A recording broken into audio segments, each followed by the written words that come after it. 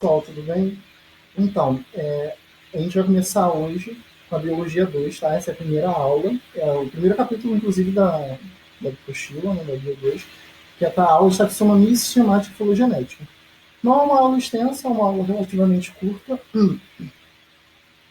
É uma aula muito importante para o vestibular, tem caído, nos últimos anos, tem caído muitas questões, principalmente no Enem sempre cai uma questão em cladograma, né? Na UERJ cai também, em FUVEST, para quem for fazer cai também, bastante questões de taxonomia, tá? E nessa aula a gente vai entender como funciona a classificação dos seres vivos. Para a gente começar, um instantinho que parou aqui. Para a gente começar, a gente vai falar sobre a definição dessas palavras, né? O que significa taxonomia e filogenia. A palavra taxonomia é derivada do grego e significa regra de ordenação. Como assim? O que significa a palavra taxonomia? Significa, pessoal, ordenar e classificar os seres vivos em grupos. Como assim? Pensem bem, desde pequeno nós somos classificados, nós somos animados, vocês estudam lá no ensino fundamental que tem os reinos, tem as famílias, os gêneros.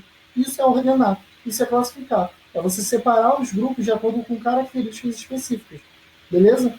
Então, isso é importante para a gente conseguir entender qual é a relação que um ser vivo tem com o outro também. Entende? Por eles estarem classificados no mesmo grupo, então eles têm algum tipo de relação. Qual é essa relação? E por que eles não estão classificados com outro grupo? Eles têm uma diferença? E quais são essas diferenças? Entende? Então, basicamente, a taxonomia é essa organização e classificação de seres vivos. A filogenia é uma forma de organização, mas com uma construção através de relações de parentesco. Eu vou falar bem mais da filogenia lá na frente, mas quando a gente estuda essa ciência, a gente estuda geralmente na construção de uma árvore, a árvore que a gente chama de árvore filogenética. E isso é importante porque em cada ramo você tem representação de um grupo. E aí você consegue entender como é uma comparação entre as espécies através dessa relação de parentesco e parentesco genético mesmo, né? Um grupo relacionado geneticamente. Você consegue entender qual é a relação, por exemplo, pega os mamíferos. Dessa forma, você consegue ver qual é a relação de uma espécie de mamífero com outra espécie de mamífero. Entende? O que eles compartilham entre si? Qual é a relação de um mamífero com um réptil, de um mamífero com uma ave, de um réptil com uma ave? Quando você analisa essa árvore, você consegue ver essa relação de parentesco entre eles mesmo, tá bem? Então, para isso que servem essas ciências, para a gente conseguir ordenar, organizar isso, estudar da melhor forma. Falar um pouquinho, brevemente, de história da taxonomia. Tem muitos personagens aí para a gente falar, gente, mas eu vou resumir falando de alguns principais. Aristóteles é um deles. Aristóteles ele foi um dos primeiros a organizar os seres vivos, ele organizava majoritariamente os animais. Eles organizavam esses animais em aéreos, aquáticos e terrestres, de acordo com o seu hábito de vida. Beleza? Teófrasto, ou Teofrasto, como vocês preferirem, a história diz que ele foi discípulo de Aristóteles. Enquanto Aristóteles organizava os seres vivos, os animais, né, de acordo com o seu hábito, se tinha hábito terrestre, se tinha hábito aéreo ou aquático, ele organizava as plantas. E organizava essas plantas de acordo com o seu caráter, se for uma árvore, um arbusto ou uma erva. Essa classificação, gente, a gente usa até hoje. Óbvio que não dessa forma. Tem muitas variáveis, tem muito mais coisa, né? A gente progrediu muito dessa classificação, mas essa foi uma classificação muito importante para o entendimento dos vegetais. Santo Agostinho.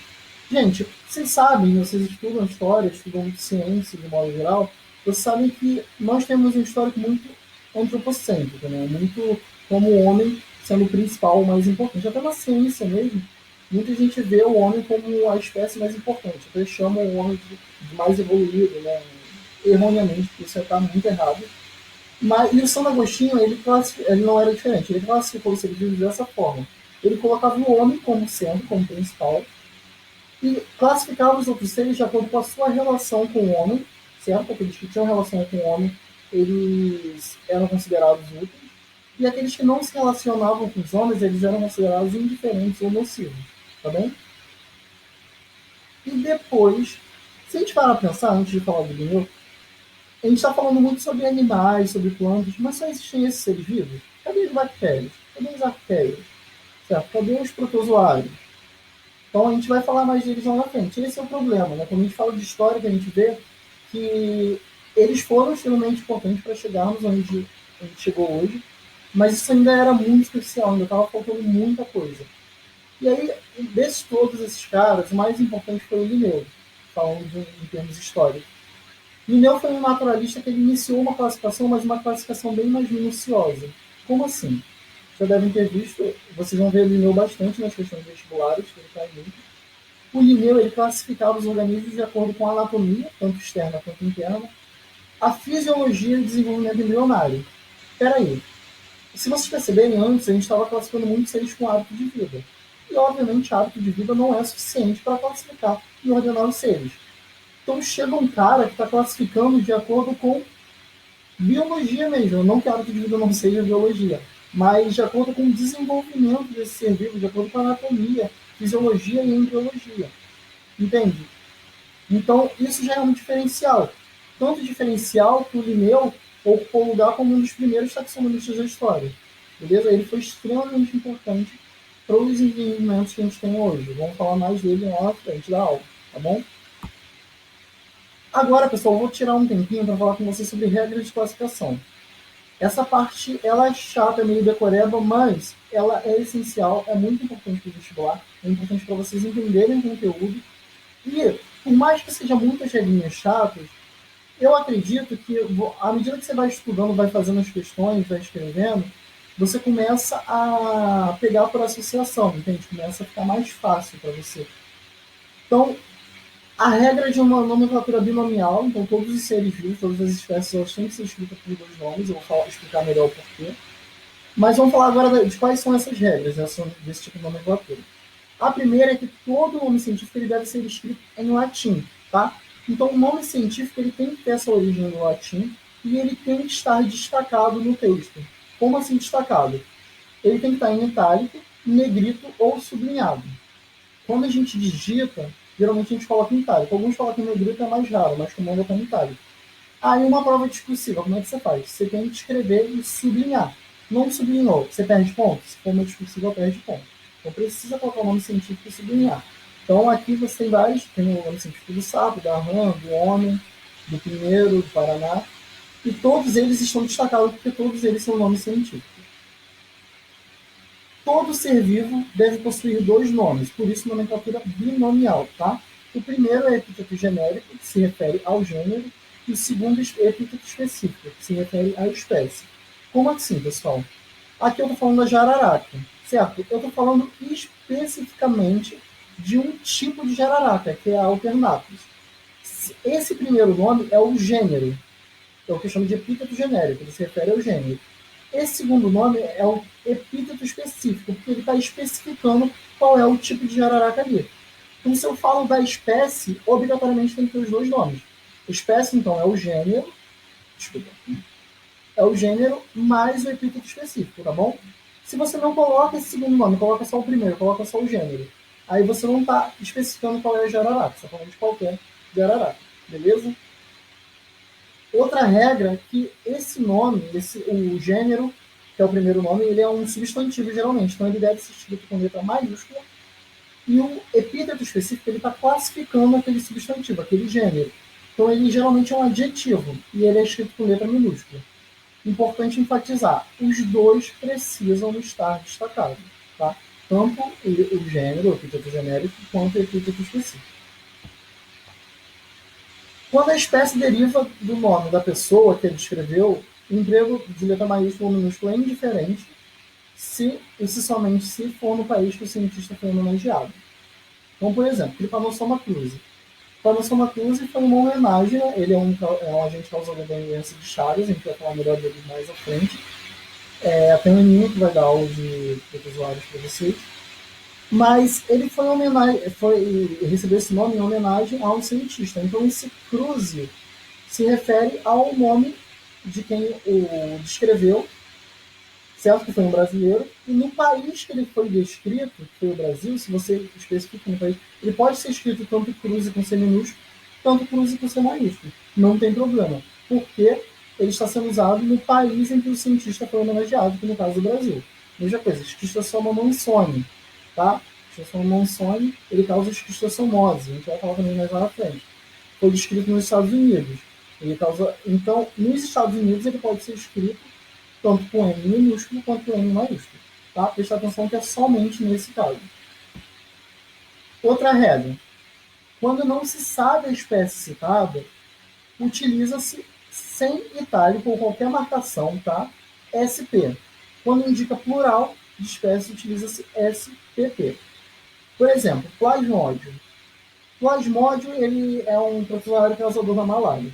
Não existe só um tipo de plasmódio, existem vários tipos de plasmódio. Se eu não sei qual, se eu falo só, o plasmódio causador da malária, e eu não estou especificando qual foi o plasmódio causador da malária, eu uso plasmódio SP. Eu estou falando, me referindo só ao gênero, não estou me referindo à espécie de plasmódio que vai usar aqui, beleza? Esse SP, ele não pode ser sublinhado, ele não é marcado, ele não recebe essa marcação, tá bom, pessoal? Então, o plasmódio ele vai ficar destacado e o SP não. Quando o nome é dado em homenagem a alguém, deve-se acrescer no final I, se for homem, e AE, se for mulher, tá bom? Então, aqui se for, no caso, Anopheles Darwin, foi em homenagem ao Darwin, você adiciona o I no final, tá? Mesma coisa Buchereria Bancroft, que causa elefantíase. Se foi em homenagem a Bancroft, você adiciona o I no final, tá? Aqui, Peripatos Heloísa. Foi em homenagem a Heloísa, você adiciona o AI no final. São regrinhas, tipo o que eu falei do Trypanosoma Cruz lá no final. Foi em homenagem a Cruz, então você adiciona o I no final e fica Cruz, tá? Eu sei que é chatinho, mas é que é importante para vocês entenderem. Entre o gênero e a espécie pode existir o subgênero, escrito em parêntese itálico ou sublinhado, tá bom? Então vamos lá. Anopheles Darwin. Existe, então, a Anopheles Darwin é um tipo, é uma espécie de Anopheles, beleza? Mas que Anopheles é um mosquito que transmite o plasmódio, tá? Que é o protozoário que causa malária. Se eu quero ser um pouquinho mais específico e falar não só desse gênero de Anopheles, mas do subgênero dele, que é o que está entre o gênero e entre o epíteto específico, eu uso esse nome entre parênteses e destacado em itálico, beleza? Ou sublinhado, né, se for escrito. Tá? Então, o subgênero ele fica entre o gênero e entre o epíteto específico e ele precisa estar destacado. Depois da espécie, o ser vivo pode ter um terceiro nome, caracterizado como subespécie. Então, da mesma forma que tem um subgênero, você pode ter uma subespécie. Então, você está especificando mais ainda aquele tipo de espécie. Então, por exemplo, micuros. Dentro de micuros frontais, existem vários tipos. Então, do Mato Grosso, por exemplo, existem micuros frontais. Santa Catarina tem um outro tipo, Rio Grande do Sul tem um outro tipo. Então, isso daqui é o quê? Dentro de uma espécie, você tem subespécies, entende? Então, você está especificando mais ainda, ok? E essa subespécie, ela vem depois dos dois nomes, né? Então, você tem epíteto genérico, epíteto específico, o gênero, epíteto específico, representando a espécie, e subespécie vindo depois. Essa subespécie, ela também tem que estar destacada, e também tem que estar com letra minúscula, tá? O que a gente usa em letra maiúscula, nesse caso, é só o gênero, ok?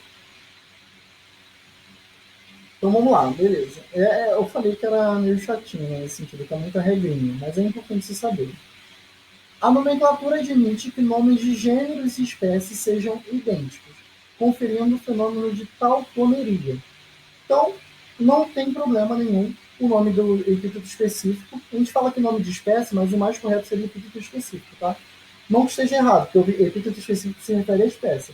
Mas é só para vocês lembrarem que espécie depende dos dois nomes, tá? Então, se falar qual é essa espécie do gorila? Gorila, tá? Não é só gorila. Gorila é o epíteto específico que está especificando aquele gênero, ok? Então, é permitido, é um fenômeno que a gente chama de tautomeria, o nome do epíteto genérico e o epíteto específico serem mesmo, tá bom? O nome do autor pode ser colocado ao lado da espécie sem pontuação intermediária e sem grifado. Obrigatoriamente, após o nome do autor, deve vir a data separada do mesmo por vírgula. Então, aqui, tem entameia histolítica, tá? Que causa amebíase. Então, também mais à frente. É só uma aula de introdução. O nome de quem escreveu pode vir aqui do lado, não vai estar marcado, vai estar com letra maiúscula, tá? A primeira letra maiúscula, ele não vai estar marcado, não vai estar sublinhado. E vir a data também da descrição do lado dele com vírgula. Essa data deve ser separada por vírgula, tá? Então você coloca lá o nome científico, coloca o nome do autor, vírgula, data. Beleza? Admite-se a abreviação do nome do autor nas seguintes condições. Ter renome científico, então, por exemplo, o Linneu. Linneu, como eu falei lá no começo, todo mundo conhece o Linneu, porque ele foi um dos primeiros taxonomistas. E é muito importante. Por ele ser muito importante, ter um renome científico muito grande, muito grande, eu sou sempre redundante, né, gente? Desculpa. Mas, assim, por ele ser muito importante na comunidade científica, todo mundo conhece o Linneu, então é permitido abreviar. Se você está escrevendo um texto científico, você citou o autor primeiro, mesmo que não seja um autor tão conhecido. Um autor não tão conhecido. Santos 2020, por exemplo. Eu, no caso. Obviamente não sou tão conhecido. Obviamente não sou tão conhecido como Guilherme. Mas se você está escrevendo um texto científico, você já citou algo que eu escrevi em um artigo ou em um livro que eu tenho escrito, se você já me citou antes, você pode abreviar, tá bom? Não tem problema nenhum na abreviar na segunda vez que você cita. Tá? Admite-se para a nomenclatura binomial o nome mais antigo pelo princípio de prioridade. Esse é verificado por publicação acompanhada de descrição da espécie. Então pode acontecer, isso não é tão comum, mas pode acontecer.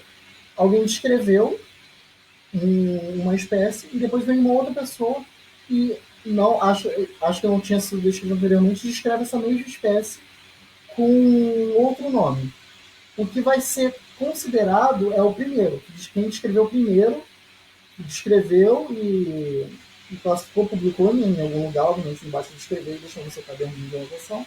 Se você descreveu e publicou em algum lugar, anteriormente, se você descreveu em 1923, mesmo que outra pessoa venha descrever em 1925, o seu vai ser considerado primeiro, o correto vai ser o que quem escreveu primeiro por esse princípio de prioridade, beleza? As famílias devem ser escritas com letra maiúscula, sem grifo especial e seguidas das seguintes regras. Então, família, seja família de animal, seja família de planta, sempre vai ser com a primeira letra maiúscula, tá bom? Em zoologia, o final é idae, tá? A gente escreve assim, no latim esse não sai assim, esse A não sai, fica aí dele. É meio estranho de falar. E para botânica é Aceae, tá bom? Então, aqui tem a família Palmácea e a família das abelhas. Tá bom? Mas o nome, o que é importante vocês saberem é esse sufixo, porque isso é uma forma, já caiu questão disso, já vi questão, inclusive, acho que tem na postura de vocês, se não me engano, dessa diferença de zoologia para botânica. Então, se você vê uma família com o final Aceae, né, estou falando como se escreve, no caso, não tem como ser um animal, ela pode ser uma planta, beleza? Por fim, a última regra. As espécies que forem transferidas para um outro gênero, diferente do anterior, onde se encontravam, elas devem conter anotações com os seguintes parâmetros. Então, isso é uma coisa bem específica. Coloquei aqui só por título de curiosidade que de todas as regras, essa eu nunca vi cair no vestibular, não. Tá?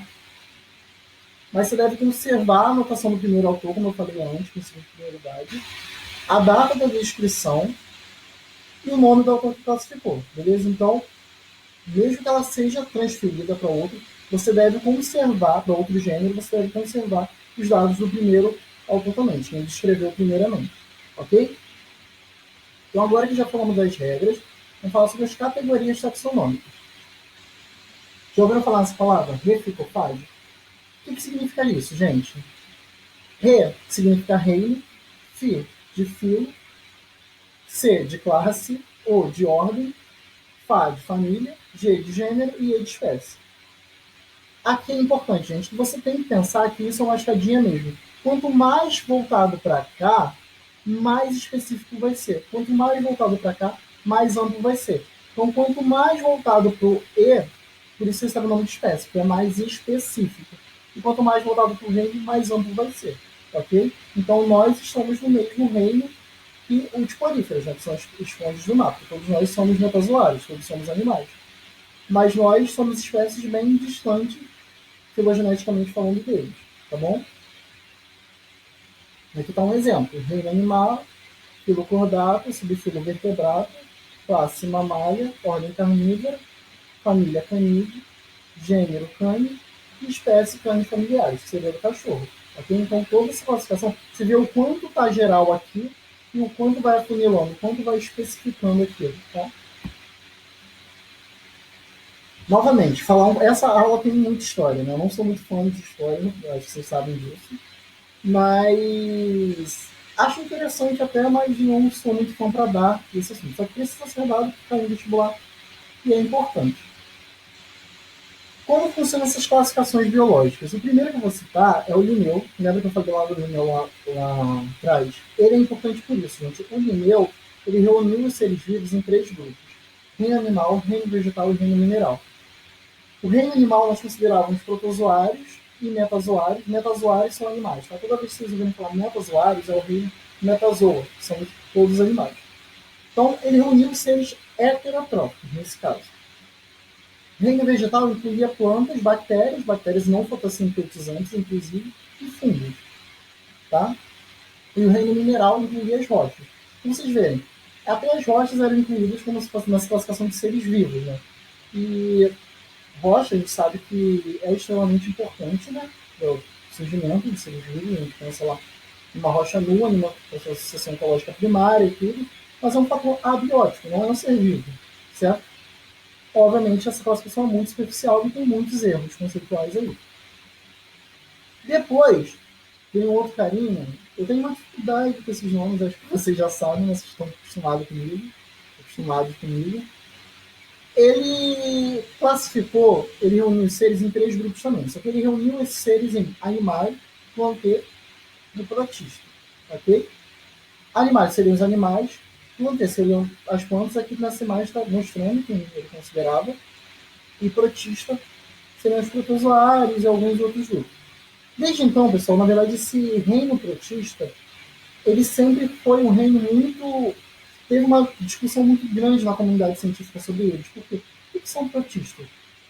No começo, protista tinha protozoários, algas, fungos, mas fungos são protistas mesmo ou não são protistas?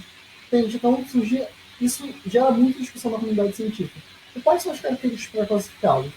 Outro erro daqui, ele mostra como se fosse uma árvore. Tudo bem, né? Eu falei mesmo que a gente representava isso numa árvore para poder mostrar os ramos, né? Qual era a relação de um ramo com o outro. Mas aqui ele mostra como se fosse crescendo, entende? Como se estivesse um mais acima do outro. Isso não é correto. Vocês vão entender que a importância da filogenia, que a gente vai falar na frente, é para entender que não tem um mais evoluído que o outro. Tem um que tem características mais derivadas, que possuem ramos com maiores derivações, né, por ser mais diferenciado, e outros que possuem menores diferenciações, menores derivações. Mas mais evoluído e menos evoluído, isso não existe na biologia. Certo? Então, esse outro carinha aí, o Ebert, vou falar mais fácil, né? Pra gente não cometer nenhum gafe, nenhum erro, porque isso está sendo gravado. Ele reuniu os seres em 4 grupos. Quais são esses grupos? São os metáfitas, tá? Que são as plantas. Até hoje a gente chama plantas de metáfitas. Com salvo algumas exceções que eu vou explicar. Na verdade, quando a gente entra na filogenia é um pouco diferente, mas pensando nessa classificação taxonômica, os livros ainda vêm como metáfora. Metazoa, como eu falei com vocês, os animais. Monera são os procariontes, que envolvem bactérias e arqueias. Protistas, protozoários, algas e fungos. E aí entra naquela discussão que eu falei com vocês, né? E fungos são protistas ou não? Qual foi o critério do Ebert para poder classificar isso nesses 4 grupos? Ele incluiu a diferença entre os seres procarióticos e eucarióticos, valorizando a diferença da existência de tecidos verdadeiros e organização corporal. Tá bom? Então, a organização corporal, a presença de tecidos, foi o que ele considerou. É uma classificação ok, mas tem muitos erros conceituais ainda. E aí a gente chama a classificação de Whittaker, que nós usamos por muito e muito tempo. Tá? Inclusive, a maioria de vocês acha que provavelmente essa é a mais recente ainda. Ele se baseou em 3 níveis de organização. O unicelular procarionte, unicelular eucarionte e multicelular eucarionte. Dentro de multicelular eucarionte, ele ainda dividiu de acordo com as formas de nutrição, por absorção, ingestão e por fotossíntese. Beleza? Com essa classificação, ele monta 5 reinos. Lembra que isso é o que você vem estudando na escola por muito tempo, conhecer os 5 reinos e tudo mais? Então, esses 5 reinos são reinos animais, reino plantê, animais seria metazoa, plantê seria metáfita, monera, fungos e protista. Resolveu o problema dos protistas, tirou os fungos de lá e criou um grupo separado só para os fungos. Isso ainda é suficiente. Tá, aqui está a organização, né, de acordo com se eles são unicelulares, se são multicelulares, são procariontes, são eucariontes, autotróficos, heterotróficos. Beleza, já melhorou muito. Por isso que durante muitos anos a gente usou essa classificação. Inclusive, vocês precisam saber ainda, tá? Precisam saber como é classificado cada um desses grupos. Aqui mostra em uma forma esquemática, né? Cada um desses grupos, depois vocês dão uma olhadinha, essa aula vai estar disponível para vocês no Classroom. Mas essa classificação ainda não é melhor, gente. Não é melhor porque não faz sentido a gente dividir esses seres só por essas características. Porque se você analisa bem, por exemplo, os fungos, eles estão mais próximos, filogeneticamente falando, da gente do que as plantas. Isso é uma coisa que ninguém esperava. Então, aí chega um pouco mais dessa filogenia que eu falei de vocês. É importante você classificar não só por morfologia, não só por citologia, não só por análises estruturais, fisiológicas, embriologia, mas sim também por análises moleculares. A parte genética, esse parentesco genético, esse compartilhar de o fato de compartilhar características, isso é muito importante. E aí o Lewis, ele se baseou nessas características, se baseou nas características morfológicas, mas também nas moleculares. E dessa forma ele separa os procariontes. Ele pega aquele reino monera e vai separar em arqueias ou bactérias. Tá? Ele diz que não faz sentido você colocar as bactérias e arqueias em um grupo, porque elas não são tão próximas filogeneticamente. Dessa forma, você separa em 3 grupos, 3 grandes grupos, tá bom, pessoal? Que a gente chama até de 3 grandes domínios ou 3 supergrupos, que é eucária, eubactéria e arqueia. Pense bem, nós temos 5 reinos. Desses 5 reinos, 4 foram colocados em um só. Todos os eucariontes colocados em um grupo só. Porque qual é a característica que todos eles compartilham entre si? Todos eles são constituídos por células eucariontes. Se for pensar por parentesco filogenético, todos vão ter diferença. Então não faz sentido você separar só pelas características que a gente estava separando. Então classifica todos eles em um grupo só, que é a eucária, e o monera você separa. Por que você separa isso? Porque a arqueia está mais próxima de eucária do que de bactérias. A única relação que as arqueias têm com as bactérias é que ambas são procariontes. Mas se você analisa geneticamente falando, elas são muito mais próximas de eucariontes do que de bactérias. Beleza? Por isso há essa necessidade de separar assim. Dessa forma, você cria esses 3 grandes domínios. E aí não está completo, tá, pessoal? Não está completo porque, assim, quem está faltando? Os vírus. Vírus são ou não são ser vivos? Eles são acelulares, mas são parasitas intracelulares obrigatórios. A comunidade científica atualmente considera eles como não seres vivos. Mas isso é uma discussão absurda, né? Para dentro da graduação, inclusive, a gente diz que é quase que uma discussão de posicionamento pessoal, né? A gente tenta não ser imparcial, mas imparcialidade não existe, né, basicamente. Porque tenta ser imparcial, na verdade, mas imparcialidade não existe. Mas eu deixo isso para vocês pensarem, a gente pode discutir posteriormente se vírus são ou não seres vivos. De acordo com a comunidade científica, atualmente eles não são considerados, apesar de muitos considerarem virologistas, tem muitos artigos que afirmam que eles são seres vivos. E eles podem não ser constituídos de células, mas são parasitas intracelulares obrigatórios. Né? Beleza?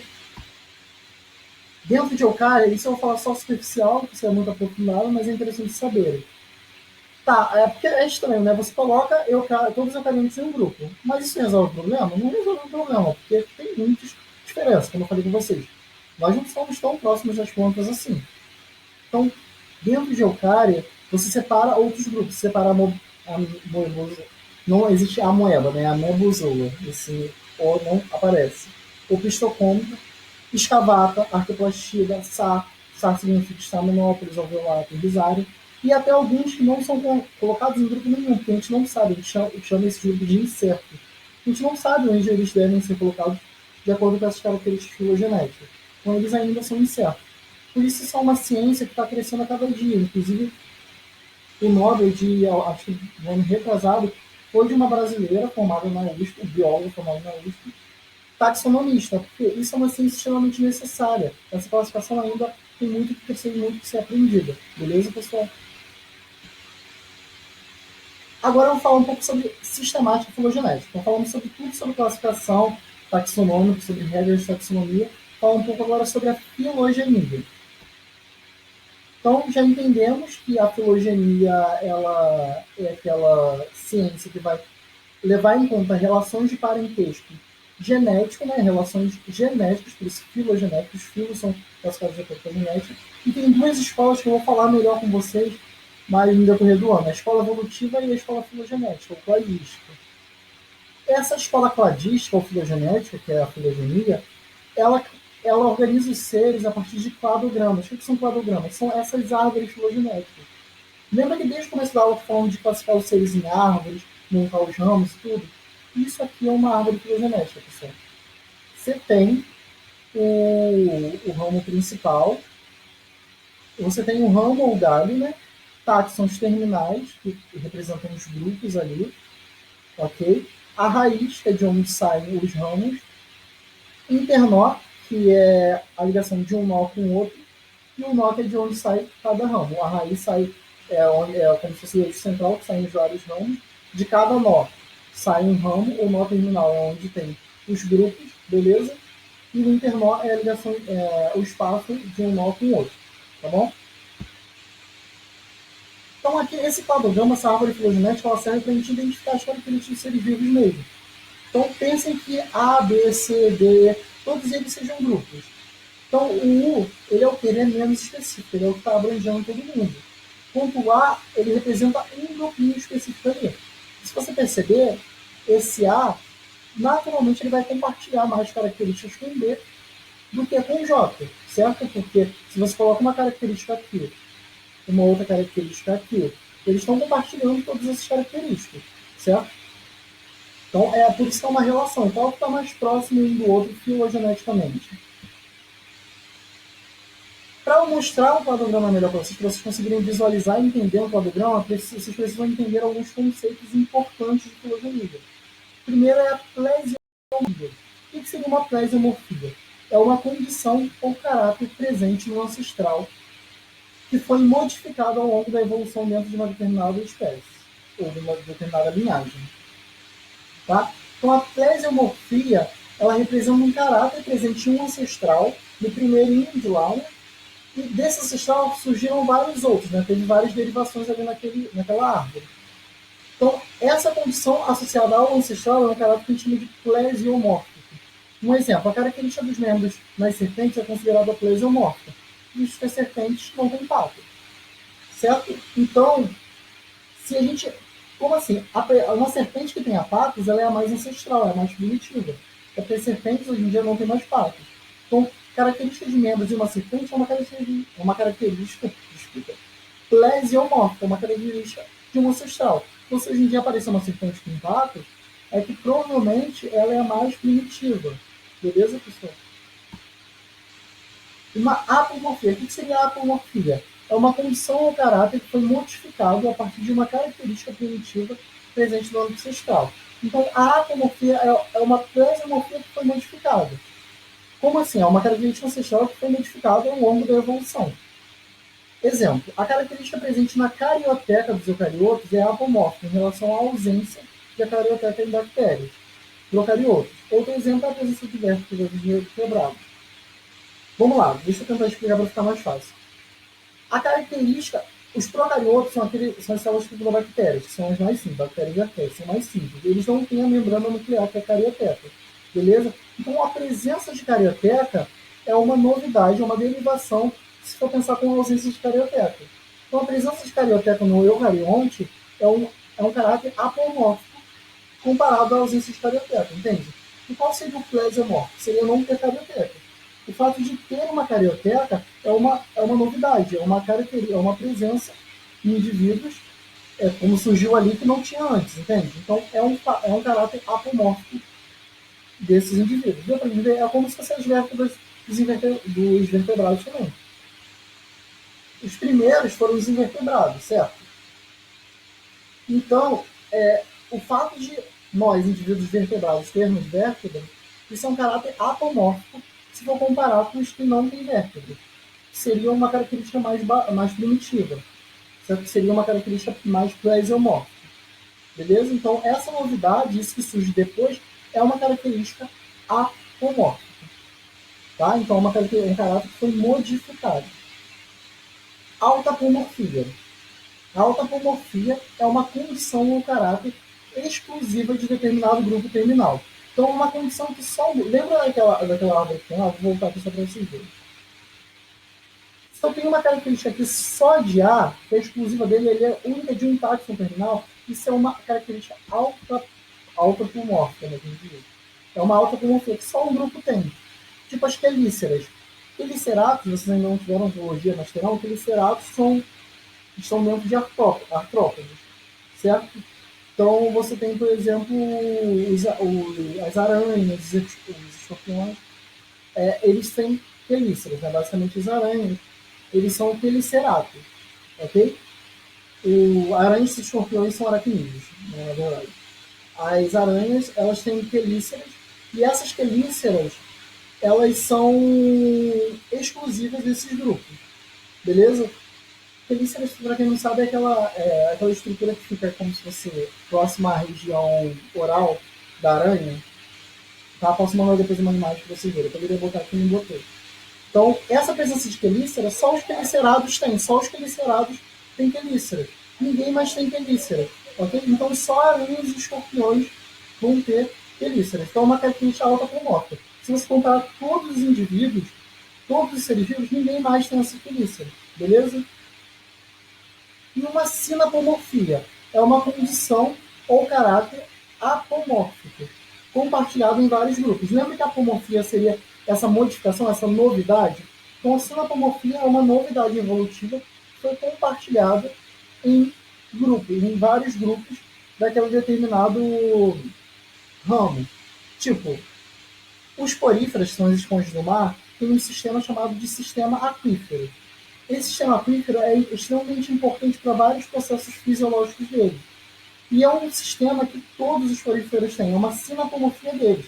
Então, se você pergunta qual é a característica marcante dos poríferos, das esponjas do mar, é ter um sistema aquífero, que é onde a água vai entrando por uns poros chamados ósseos, passa pelo átrio, que é onde ocorrem as trocas, a filtração, e sai pelo ósculo, que é um outro orifício.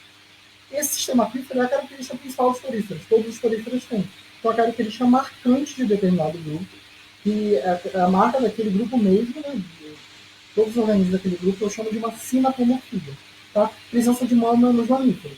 O que dá o nome de mamíferos, eu chamo de presença de mama. Por quê? Todos os mamíferos vão ter essa mama, basicamente. Né? Por isso que é uma sinapomorfia, uma característica presente e marcante naquele grupo. E como a gente pode classificar os grupos? Os grupos eles podem ser classificados de três formas. Existem grupos monofiléticos. O que é um grupo monofilético? Todos os descendentes daquele grupo, todos os indivíduos representados nesse grupo, pensa que o grupo é representado por esse azul aqui. Todos têm um ancestral comum, um mesmo ancestral. Então, se eu coloco um ancestral aqui, certo? Depois de mamalha, eu coloco um ancestral aqui, você entende que testudines, lepidossauro e crocodilo, que são os répteis, e aves, eles vão ter o mesmo ancestral comum. Porque eles vão ter, se eu coloco esse ancestral aqui, tudo que vem depois tem aquela relação dali com aquele grupo, entende? Então eu estou circulando ali, eu estou mostrando um grupo que vai ter essa mesma característica, vão ser derivados de um mesmo ancestral. Isso é um grupo monofilético. É um grupo que reúne as espécies, todas as espécies, oriundas de um ancestral. Então, tenta imaginar, eu sei que isso é difícil, mas tenta imaginar que eu coloco um ancestral aqui. Todos os grupos representados por esse ancestral e estão todos os grupos que são derivados desse ancestral e estão representados aqui. Isso faz com que esse grupo seja monofilético. Grupo parafilético é quando eu não represento todos os descendentes, eu represento alguns, mas não todos. Vocês perceberem, se eu coloco novamente esse ancestral aqui, estou representando todos os répteis, mas também estou representando as aves. E se esse ancestral que eu coloquei aqui, ele é ancestral de todos esses grupos, eu não estou representando todos, estou representando só os répteis. Então isso é um grupo parafilético, que é quando eu represento alguns, mas não todos os indivíduos derivados daquele ancestral. Beleza? Está dando para entender? Espero que sim. Qualquer dúvida vocês podem mandar no Classroom. Eu entendo que esse é um assunto um pouco complexo, vocês não veem tanto no ensino médio. E o grupo polifilético é quando eu incluo dois grupos de ancestrais distintos. Então, se eu coloco o ancestral aqui, depois de mamário, depois de mamífero, significa que eu posso ter um outro aqui, antes de mamífero. Se eu considero um grupo com aves e mamíferos, eu estou considerando dois ancestrais. Um que eu coloquei aqui antes e um que eu coloquei depois. Isso é um grupo polifilético. Eu não considero um, mas sim vários. O dois, né, geralmente, dois grupos com ancestrais distintos, entende? Então, mamária e aves, eles vão ter esse ancestral, não vão ser o mesmo ancestral. Você colocar um aqui e outro aqui, eles vão ter ancestrais distintos. E mesmo assim, eu os coloco como se fosse um grupo só. Então, isso é um grupo polifilético, tem essa poli de vários. É aquele grupo que eu considero dois grupos com ancestrais distintos. Então, não tem o mesmo ancestral. Se eu circulasse só aves e crocodilo, aqui, ou aves e ou crocodilo leptosauro, seria parafilético, porque eles têm ancestral comum. Tá? Mas é a mesma coisa, se eu colocasse aqui leptosauro e mamália, continuaria sendo polifilético, porque o ancestral, que é o que eu boto aqui, nessa região que eu estou apontando com o mouse, tá vendo? Ele é diferente, são ancestrais distintos, então o grupo é polifilético. Só para resumir, se eles estão compartilhando características, eles estão derivando, você coloca de todos os grupos de um mesmo ancestral, eles são monofiléticos.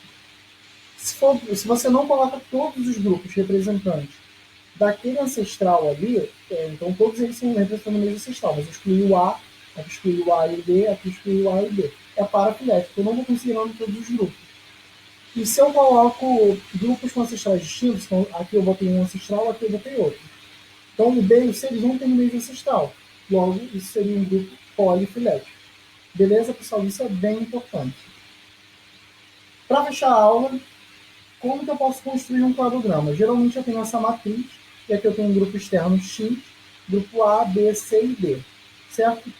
E eu vou marcando as características que todos esses grupos têm. Então, por exemplo, o grupo A, ele vai ter somente a característica 1. Então eu boto a característica 1 aqui. O grupo externo não tem nenhuma deles, então eu não vou botar nenhuma aqui. O grupo A só tem a característica 1, só compartilha 1. E todos os outros têm. Então eu coloco aqui essa característica número 1, significa que todos os grupos A, B, C e D vão ter essa característica, porque ela surgiu aqui. Beleza? A característica 2, ela surge só a partir do B. O A não tem, então eu coloco depois do A. Isso significa que B, C e D vão ter. Ela surge aqui. 3 e 4, o C e o D tem. Então elas surgem aqui, porque A e B não tem.